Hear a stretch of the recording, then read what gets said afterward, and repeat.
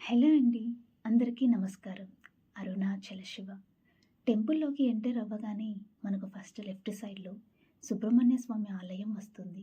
ఈ టెంపుల్‌ని కంబత్తు ఇలయనార్ ఆలయం అని పిలుస్తారు. అంటే స్తంభోద్భవ కుమారస్వామి అని అర్థం.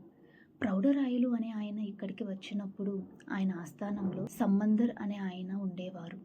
ఈయన గొప్ప దుర్గాదేవి ఉపాసకుడు. ఈయన దుర్గా అమ్మ పైన కీర్తనలు రాస్తూ ఉండేవారు. అలా ఈయన పిలిస్తే దుర్గమ్మ ప్రత్యక్షం అవ్వేది. ఒకసారి ఈయనకి అరుణగిరినాథన్ గురించి తెలిసింది.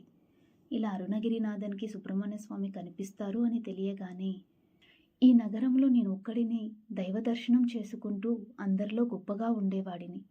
ఇప్పుడు నాకు పోటీలాగా అవుతుంది అని ప్రౌఢరాజుకి చెప్పి టెంపుల్‌లోకి తీసుకొని వెళ్తారు. అక్కడ అరుణగిరినాథన్‌ని పిలిచి సుబ్రహ్మణ్య స్వామిని ప్రత్యక్షం చేపి అని అడుగుతారు.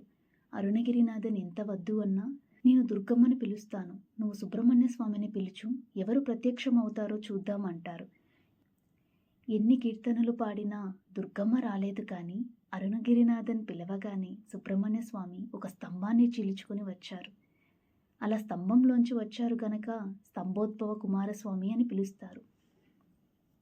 ఇక్కడ జరిగిన దాని నుంచి మనం చాలా నేర్చుకోవచ్చండి. ఎంత గొప్ప భక్తుడైనా మనకు గర్వం, అహంకారం, పొగరు ఇలాంటి లక్షణాలు రాకూడదు.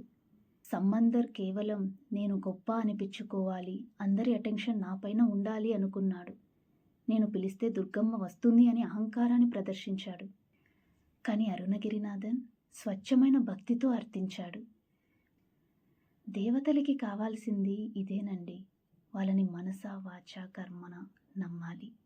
ఏమి జరిగినా దాని వెనుక ఒక కారణం ఉంటుంది. ఇది అంతా శివలీల అనుకోవాలి. శివస్మరణతో ముందుకు సాగిపోవాలి. అంతా ఆ పరమాత్ముడే చూసుకుంటాడు. శ్రీ విష్ణు రూపాయ నమః శివాయ.